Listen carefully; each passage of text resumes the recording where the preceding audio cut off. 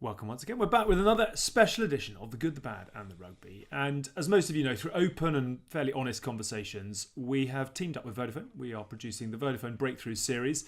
And we are looking to try and dive deep into the journeys, perhaps the challenges, the inspirational stories that our guests have been through. We are hoping to be able to shed a bit of light on a world of rugby that's very inclusive, it's very accepting, and it's been something that both Hask and I have thoroughly enjoyed so far, but I think we might be about to enjoy this one most of all. Our next guest in this series is the Red Roses cap, number 150. She's a multiple Grand Slam winner. I think she's possibly lost count. She's won the World Cup, of course. She's a qualified plumber. She's a new mum. And as we said, she's just an all-round superstar. It is a very warm welcome to Marlie P. How are you? Thanks, Alex. I'm good, thank you. Yourself? We're very well. We're very honoured that you're joining us, and we are, very much looking forward to a bit of a check-in, really. Where in the world are you at the moment? What have you been doing today? What's keeping you busy? So I'm currently down in the West Country at my nan's house. So excuse the background. Just come down for the day with Oliver before back into pre-season next week, and my calendar gets filled up with rugby again.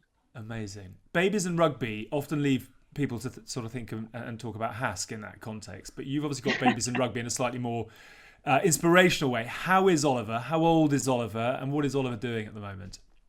So Oliver is great. He's 9 months old. Is he 9 months old? Yeah, time has flown by. We've started planning his first birthday party, which my partner Tash, I think she's going a bit wild for, and I'm like, we need to tame this down a little bit. He's only one. Give us a semblance. Are we thinking bunting? Are we thinking enormous cakes? Are we talking presents for the end of days, or is it? Yeah, a little bit like that. But we're like, who knew we had like different tiers in cakes for a 1-year-old? I definitely didn't. And just like, the balloon arches, wild safari theme, and he's not even going to remember it. And I'm just a little bit like, this needs to be a bit tamed. But fair play to her. She didn't have a baby shower. We didn't have like a welcoming party for the family to meet. So I think it's going to be like the first time both of our families, like outside our parents, that have all met each other. Yeah. So it's going to be a lovely occasion. That is very exciting. I was going to say that's okay. If Tash is basically because if it's been branded as sort of a kid's birthday and that's what's been planned, you know full well that he's not going to remember any of it, see any of it. I keep getting forced to kids' parties, not like just randomly like people coming to my door, but like godchildren or family, and I just keep saying, they're like, "What have you bought the baby?" I'm like, nothing. It's one. It doesn't need anything. So someone got so upset with me I didn't bring something. I just gave it a box and with paper in it, and I put it next to it, and all they did was just play with the paper, and they didn't pick up any of the other toys. They got in the box, and that's all that happened. And I was like, up until about 3, they have no idea what they're doing, but it is just an excuse for the parents to get, to have a few drinks. And if they haven't met them, then that's understandable. But I was about to say, balloon arches for a 1-year-old doesn't know where its nose is, let alone where a balloon arch is. No, so I think that's a little bit all about the look, but you're right. Like, it's the box that the present comes in that he likes the most. Christmas, and he was real young at Christmas time. It was just about the wrapping paper, and I think I had more fun with his toys than he did. That shows what a kid I am. It's when he eats all the wrapping paper that he's having a really good time. That's pretty much the benchmark by which to judge an early birthday party. 100%. Tell me how it is juggling, it's not a question really you ask that often, but how are you juggling motherhood and rugby and are you getting full night's sleep? Are you impacted and knocked about by it, or are you just, as you do on the field, charging through it and... Yeah, I think it's a little bit like I do on the field, charge through it, just full steam ahead. But I think that there has been that situation, like with COVID and the pandemic going on. Actually, when I have been in camp, it's been in for like quite a long stint because we can't come in and out. So I think with that, it's actually, I've been able to get those good night sleeps and things like that for training in big games. But Tash is very good that she knows if I've got a big game coming up, like the final, that she'll let me go sleep in the spare room, or she'll do the night shift. But I definitely know the night after I will be on that night shift. I love to hear that. And tell me, what does Tash do? I mean, does she find it easy to understand the world that you inhabit in that sports? I suppose that's sports psychology more than anything else. Is she very good at letting you get on with it and get into the zone, or does she find it quite curious sometimes? No, she's good at letting me just get on with it. But then I think for myself, I find it quite easy to go in and out of that zone when I need to.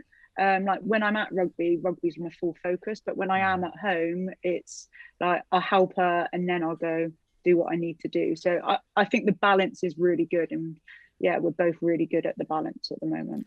We're going into a World Cup year, which that balance will obviously swing to rugby a lot more. But like we always knew that was going to be the case. So, you know, we made those choices, and she's quite happy to be at home with Oliver and let me go off and do my rugby. And hopefully one day Oliver can look back at it and I'll be a double World Cup champion. And yeah, I've got a lot of stories to tell him. Did you ever have to have those? Because it's interesting with Chloe and I, and subsequently interviewing different people, that obviously when one person is a sports kind of a professional sports man or woman, that I don't think that people appreciate how selfish you kind of have to be. And I know certainly in our dynamic, I mean, I kind of promised Chloe that when I retired, it would be all about her. It's even less about her now than it was before. She actually said the other day, God, do you remember when we used to just do loads of things when you were playing rugby together and going off to physio together and getting all this stuff? Now I hardly see you. So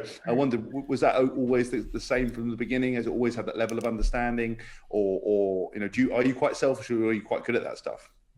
I think I'm quite good at that stuff. Like I can be selfish. So for Tash, when I met her, she knew nothing about rugby at all and like the environment. So actually she's brought into it really well. She understands it. I met her just before the 2017 World Cup. So like very early on, she knew what life was like, especially in women's rugby. We're in camp a lot of the time when we're away. So just those long stints away just means when I'm at home, like my time, she wants it, which is fair enough. Do you get nervous now about the amount of time? I mean, obviously, when you've got a partner, you can kind of communicate and you can chat and you can work it through. But I wonder whether you look at the requirements that are going to be needed for a World Cup, particularly in New Zealand, and think, oh crikey, because actually was that something that Katie Daly-McLean was thinking? You know, the time away is something I'm really not that comfortable with, and I just wonder whether you've had to go through that a little bit. Have you discussed that with Tash? Yeah, like we've 100% we've discussed it. It's something you can't not discuss. But I think we've discussed that actually for me, rugby is like you get a very short career, and I might only have a couple more years left. You don't know, like touch wood, get injured next week and you don't know what happened. But actually that I want to put my full 110% into rugby, and then whatever happens after that, then what happens kind of thing. Like my time with Oliver, it's no ordinary job, and so to try and get him into nursery so she can go back to work and get some kind of routine in her life is actually been a lot tougher than what we thought it was going to be. But we just go with it, and she's very good at just going with it with me. I think the time away from Oliver I'm going to really notice, especially we've just had 4 weeks off, and he's coming to this stage now that he recognizes who you are. He's laughing at you. He's like putting his arms out, wanting you to pick him up. Where before, when he was like 1-2 months old, he didn't care as long as you fed him, he was fine. Whereas now, I feel like it is going to be a little bit more difficult going back. But I just roll with it. That's all I can do. I'm laughing because mine are 11 and 9, and I would pay a lot of money to be required to go away for several months to the other side of the world. Yeah, it's funny. It swings and roundabouts. Wait till he starts answering back, and then you'll be like, I'm coming out of retirement and I'm ready for a 4th World Cup.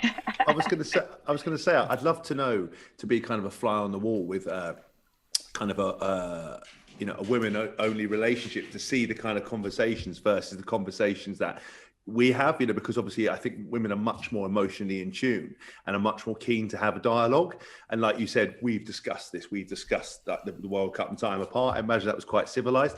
That's what my wife gets upset about with is, I won't talk about it till the day before.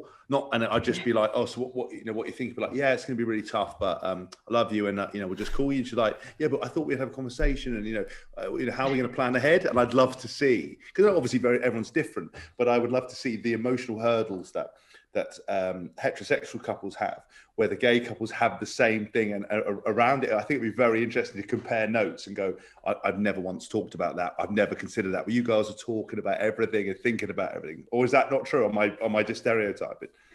No, I think it is true, because I think from the moment you decide to have a baby, you've got to talk about it, you've got a plan. So straight away you're talking about them. So then, because you've got a plan ahead, you start looking at things. But I'm exactly the same. If I could tell her the day before I'm going to do this, then like I would do that, but I won't get away with it. And I think before Oliver, I did do that, and I did get a bit of an earful occasionally. So actually, I've learned from that, and yeah, just keeping an open dialogue is definitely the way forward. It's good to know that everybody gets an earful at some point. Yeah. There's no escape. I just wondered if it was like perfect harmony, because like I'll have a situation, and maybe so how are you feeling about this? And I'm like, oh well, I don't know, just going to get on with it. But when I ask her how you're feeling, well, there's a lot more to it, and I wondered whether you've had a bad game, or you've had something, whether there is a much more emotionally in tune response as opposed to yeah, actually, I'm just going to get head down, arse, and carry on. Yeah, I think it just depends on mood, situation, or the situation it is. Do you know what I mean? Like when she asked, "Do you want to talk about the Premiership final?" I was definitely no. But there are some things we do talk about. Fine. What does Tash do, out of interest? So she's a PCSO, so Community Support Officer. Wow, interesting. Don't get a line. She keeps me in check. I was going to say yes. That's quite high power. Just anyway.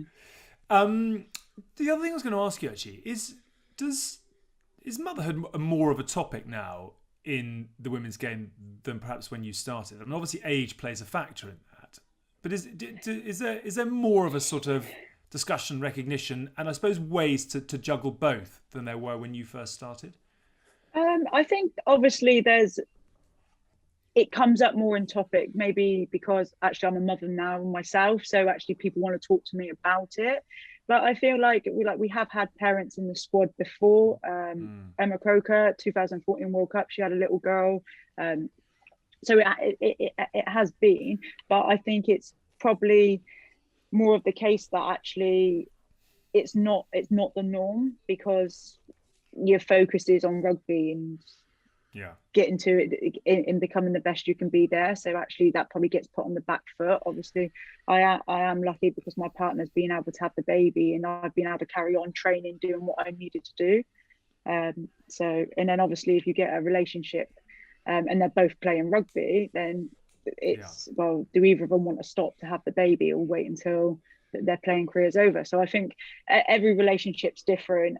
Obviously I'm fortunate enough that Tash doesn't play sport, so we were able to choose when we do it. Is there any kind of exterior pressure or kind of, when we've talked to certain people in jobs, often there's pressure for women. If you can either have a career or you can have a kid. You can't have both. Obviously I know you said that it's a bit more of a topic, but is there anything like that? Do you ever get any coaches going, "Oh, for Christ's sake, don't," or is that not how it's done? Oh, I can imagine coaches like saying that to some players, but not in a meaningful way, but actually meaningful. Do you know what I mean? Yeah. But I think every player they'll make the decision when it's right for them. So I can't speak for other people, but for myself, it was right for me at the time, and I was lucky enough for Tash to carry it. So, yeah. Do you know, in full honesty and full transparency, when and for everyone at home, if this is the first of the series you're watching, we are asking our guests to leave a few postcards, digital postcards. We're going to put them on our website, just for people who are perhaps on a journey of their own and are looking for bits of inspiration. And we framed a few questions that we thought might help our guests, answer some of the topics and put some thoughts down that would be really beneficial. And a lot of them are around greatest fears, and I was really stuck with this and I looked for advice, and I wish I could turn back time and change this. And we sent them to Marlie, and the answer came back and said, I've never doubted anything. There's absolutely I really haven't got a lot to contribute. I haven't done fears, I haven't done doubt, I can't really give you any answers. And actually that in itself makes this, I think, one of the most valuable, because you have never ever doubted yourself in any way, both in a professional capacity and getting to the top of your game, but in terms of who you are as well. Is that true? Have I got that right? Yeah, you have got it right. So when the questions came through, there were some of them I was just like, I'm not that clued up on LGBTQ personally myself. Like, I'm openly gay in a gay relationship with now a little boy as well, but I don't need to scream and shout about it if you get me. I just think if you're happy in whatever you're doing, then do it, and don't worry about what people think, because as soon as you're worrying about what other people think about you, then actually, like, are you really that happy in what you're doing, if you get what I mean? Like, I say, like, my journey started when I first realized that I might be gay. I didn't actually know it until it kind of happened. How old were so you? I was still in school. I was like year 11 at school, and I just started playing regional rugby. So that was like Southwest, and I started speaking to someone there, and that's kind of how it happened. But like, I did have fears. My school friends finding out. I can remember I saved her name on my phone as a boy's name. So like, did you really? Yeah, because it was just like yeah, I just didn't like. I was nervous. I didn't want people to know about it. And then it probably wasn't until I was in college and I actually told people, and actually telling people was like the biggest relief ever, I think. Just because I could just be myself. And I'm definitely one of those people now that, like, kind of what you see is what you get. If you don't like it, then that's not my problem, it's yours. So, and I think if anything, when I was younger and when I was coming out, I wish I took more of that line. But I never forget telling my mum, and she was like, "Wow, I kind of guessed that, Marlie, anyway." So I was like, "Okay, fair play." I had the same thing with my brother. My brother took me to one side. It's like, "I need to speak to you." I was like, "Okay," and this is so weird because we don't have the closest relationship. But he needs to speak to you. And he went, I went, "Okay, well, I'll meet you." And he came over, and I said, "Look, is this about you being gay?" And he was like, "What?" And I said, "Is this about you being gay?" He was like, "Yes." I went, "I love you and I don't care. It's fine." He's like, "Oh, thank God." Yeah. I was like, "What did you?" I was like, he goes, "I can't believe you knew." I was like, "Oh yeah, okay, yeah." I mean, it's not like I didn't just call Inspector Morse in to solve this mystery, and I didn't care. I said to him, I didn't care. And actually, what everybody we've talked to about this has consistently said the fear of the unknown. And I think it's important. What people forget, and I don't know if you agree with this or not, but sexuality is very fluid. We like to confine it, and I think we like to make it, this is black, this is white. Actually, I think it's a kind of a lot of greys, and it's a very fluid situation. Some people are either end of those extremes, but I don't think a lot of people don't want to be labelled. Some people don't want to make a big statement about it. Some people aren't sure, and then they're not ready to speak about it. But a lot of people, I think, who knew they were something, like you said, have consistently said there was a huge relief in actually doing it and stuff. I mean, were you ever met with was there any sort of negative reactions, or were you just shocked that everyone was like, "Yeah, we know, Marlie, but we don't really care and we love you," and crack on? Well, I think I drip fed it out to people. It wasn't like I just made a big announcement. So I think people then, it wasn't such a shocking moment. There are probably a couple of people that I dreaded to tell, if I ever told. Like my granddad, I probably think I've never told him, to this day, but obviously he 100% knows. But I just don't think I've just never had that clear conversation with him. And it's really funny. So just before this interview today, I've been sat out in the garden with my nan and my mum and Tash, and we've just been chatting about the interview, and we were just discussing that about my granddad. And I was like, yeah, I've never actually really told him. What does he think? Tash is just a really, really good friend. God, it's so good. Oh, look, they share a baby. They're just the best of friends. I love that. Yeah. Lucky they got a 3-bed house. They sleep in separate rooms. Yeah, it's like that, isn't it? When my parents go around and you brought a girl back when you're younger, and they're like, "Oh, you sleep in separate rooms." You're like, yeah, no, we absolutely are. Do you still get into your 7-year-old bed, Hask, with your spaceship duvet cover and your bird stars on the ceiling? I've got 35 with the Grand Slam under your belt. I've got a Super Ted bed cover, and Mum and Dad are like, are you? I think we were married now. Before it was like literally, and I had people come and stay once, and the girl was like, oh, you can sneak in later. I was like, no, and she was like, no, you have to come. I was like, no, my mum will throw me and you out at if you do that, and obviously it doesn't really sit with her moralistic ways and the way I am, so I never did it. I used to hide, terrified people's houses. If a dad said, listen mate, I know you're probably together, but whatever you do, don't go into a room, I was like, okay, I'm not doing it. It was always not under my roof was always the slogan at home. It's Marlie. I just what I love is almost how quickly you just sort of worked out it's other people's problem, not yours. In genuineness, did you ever speak to people and seek guidance and advice on it, or did you just kind of blaze your own trail type thing? And were there teammates or confidants who helped you? And the reason I asked that question is I sort of wonder whether you in turn have helped other people on their journey. I think for me, it was more of a case. I lived in quite Yeovil, a small town, so not many people were gay, so it wasn't. But at that time, as I was becoming a better rugby player, I was playing more like regional rugby, where there was a lot of other girls that were gay. So actually talking to them or just being around them, I felt more myself. And obviously we talked about things, but it wasn't advice. It was just more chit chat. Do you know what I mean? But I felt like I could be myself.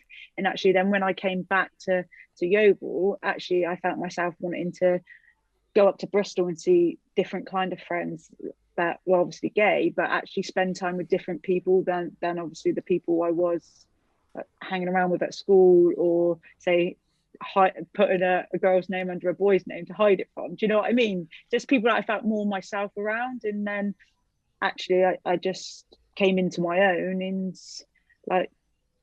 I guess that I liked myself under my own skin, and I wasn't afraid of who I was anymore. And then I think that actually made me happier in life. And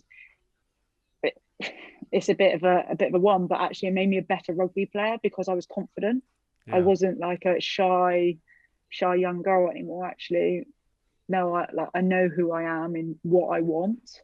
Whereas probably in my first couple of years at junior high performance camp and stuff like that, I was probably quite a shy person. Whereas I came back a year later, and actually I wasn't that shy young girl anymore. Certainly are not. I was a big leather. Can you say that? I don't know. Well, you have. You can indeed. We like to take quotes and turn them into T-shirts, and I can tell you that's the one coming out of this one. But I'd like to point out, you can say that. I can't go here. We've just talked to the big leather on the old podcast. That would not go down. I don't think it would. But yeah, I just think once I knew that I was gay, then actually I was a lot more confident. And to this day, I feel like I'm more confident just like being me.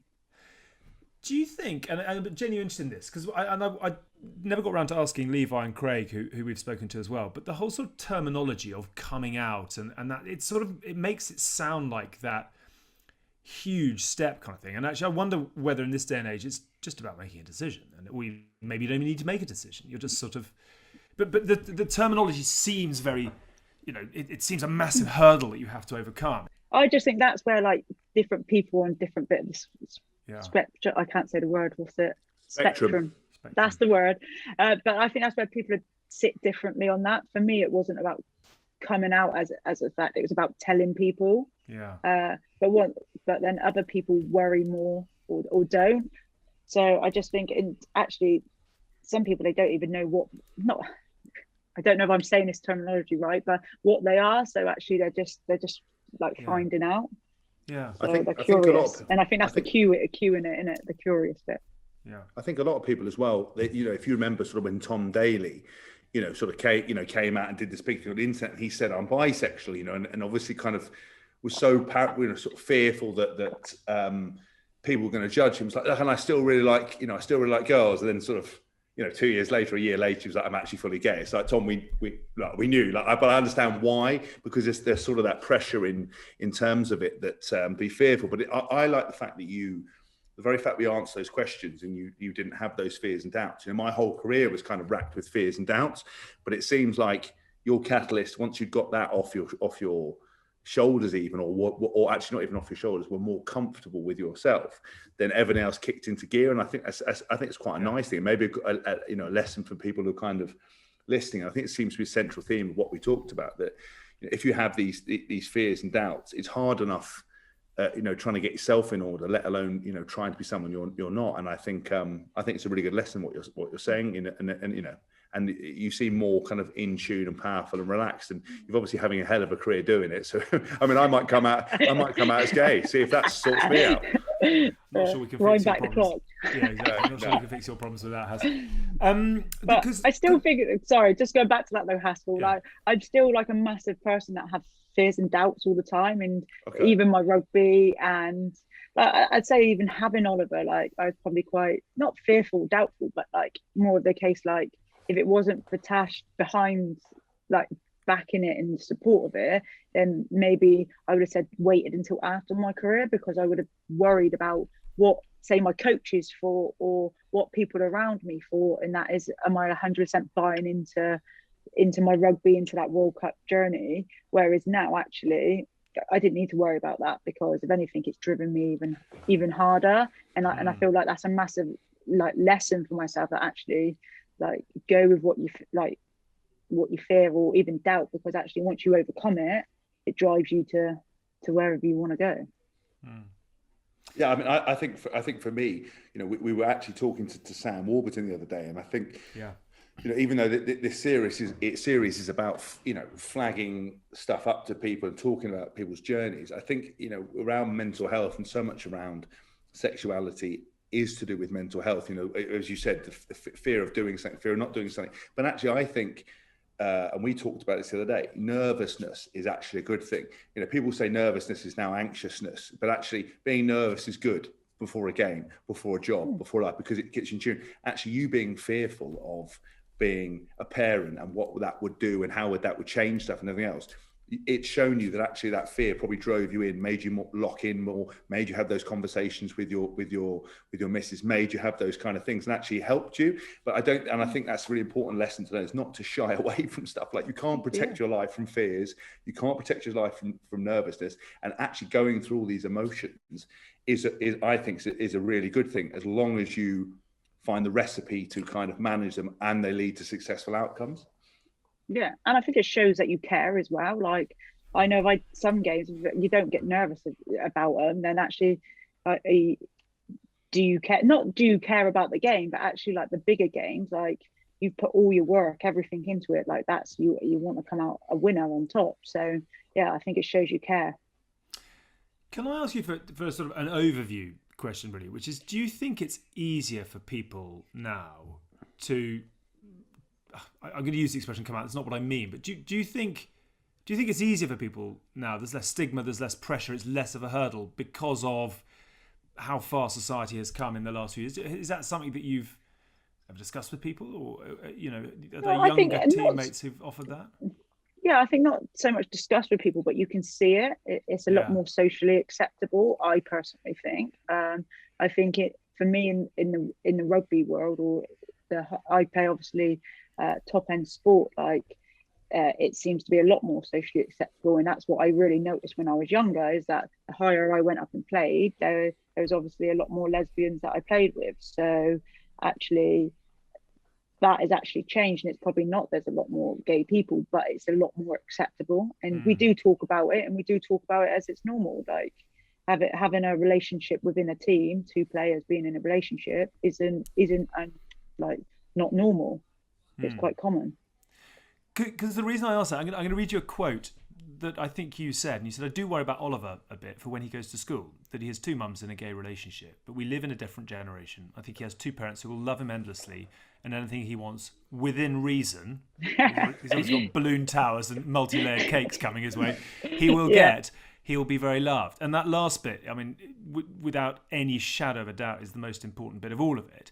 But I'm really interested in that, and I'll tell you why in just a moment. But is that? I mean, do you stand by that now? Yeah, I still stand by that now. Like, for me, you always get somebody that's going to say something. That's just the way of the world. And so obviously something will come up at some point in his life where someone will say something, but it's not about actually shielding him from that. Like, it's making sure that he understands that. He does have two mums, and we do love him endlessly, and there's nothing that we wouldn't ever do for him. And I think I said it in an interview the other day. It's like I generally believe love conquers all. Like, it is actually just to show a bit of love to anyone actually can make someone's day. And a little bit of love can be just a smile across the street at someone. Do you know what I mean? It's that kind of thing, and it might not mean anything to you, but it could mean something to someone that hasn't had a smile from someone in a long time. Yeah. I'm not allowed to keep smiling at people because apparently Chloe says it scares them. Probably. I keep walking past and go, hello, and go away. But the reason I asked that, in all seriousness, is that, and I mentioned I've got Martha who's 11 and Harry who's 9, and they are at a school, and there are, I think, I don't know, 2, 3, 4 same-sex couples, and my children and their classmates, they don't even blink. It's like, it's so part of the school. It's like, it's not even a thing. And when Hask said, I love you and I don't care, the reason I sort of asked that question for you is that, and I definitely feel this as a parent, funny enough, is that my kids are so, like, it's just normal in every single way, as it should be. And, you know, I, as a 40-year-old bloke, you know, I can see how far society has come, and I've been part of that.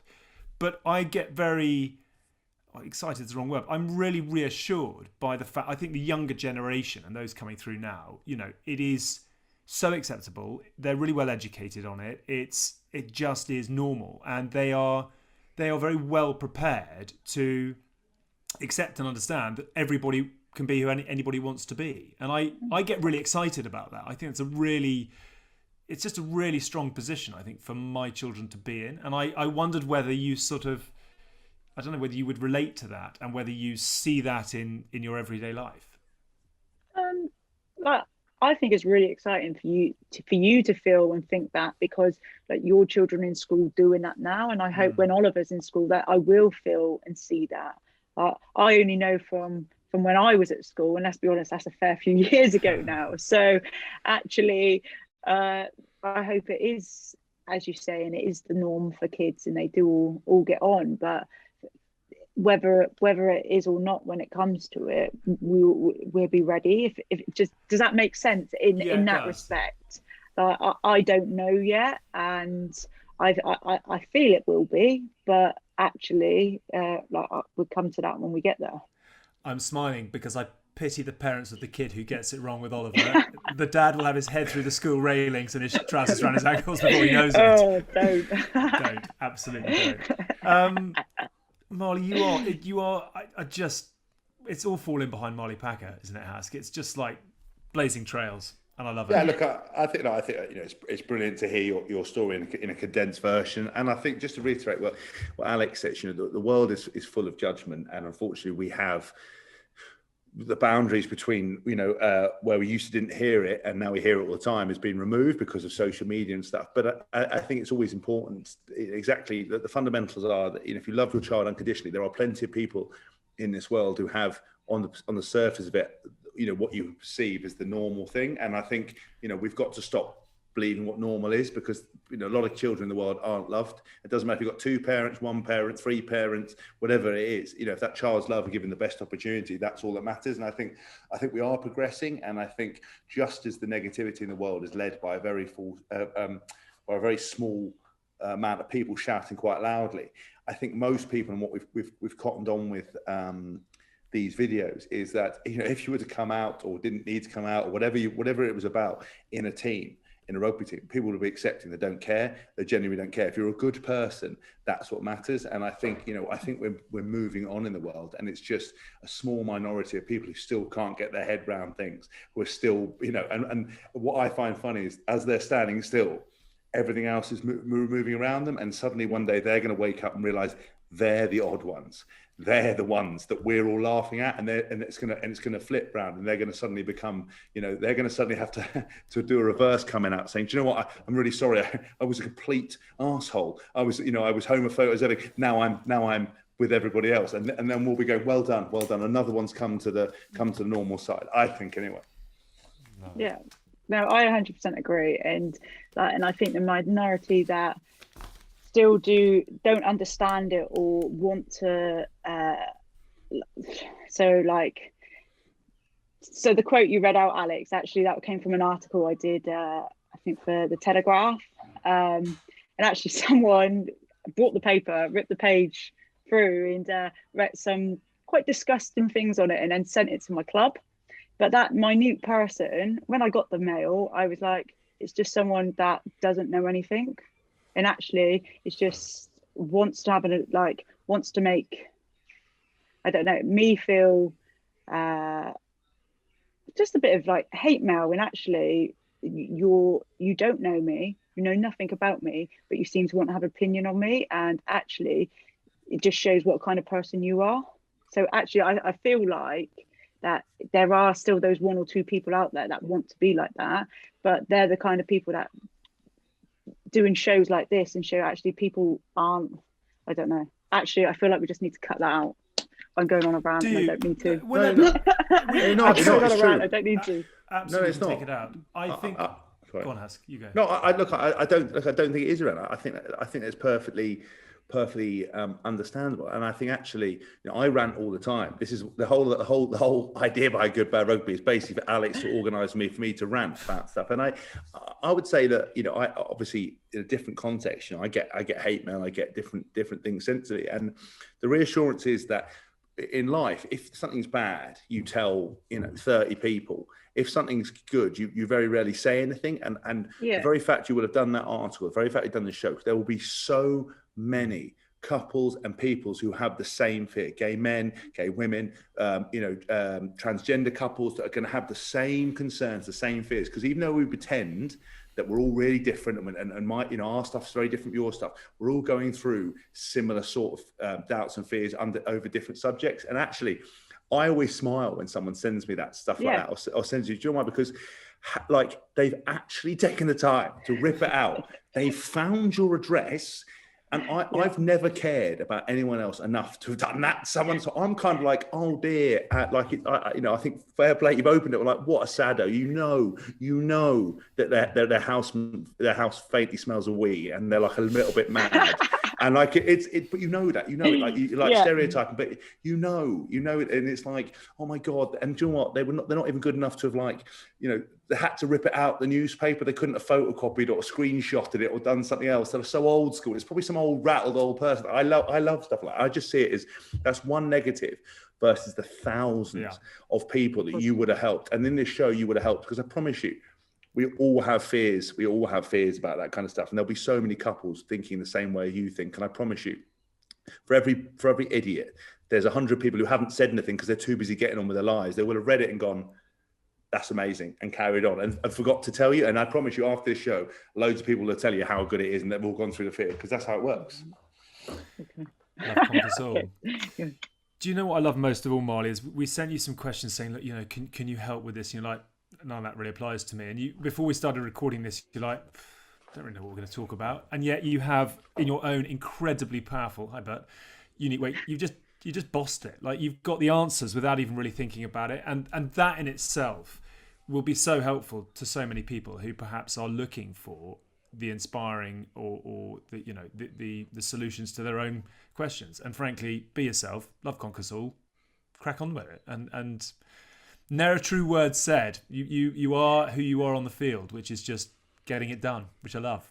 What is left on the to-do list today? Oliver's about to wake up. You've done extremely well to keep him quiet throughout the course of this. And what's next on the to-do list for the next few days and weeks?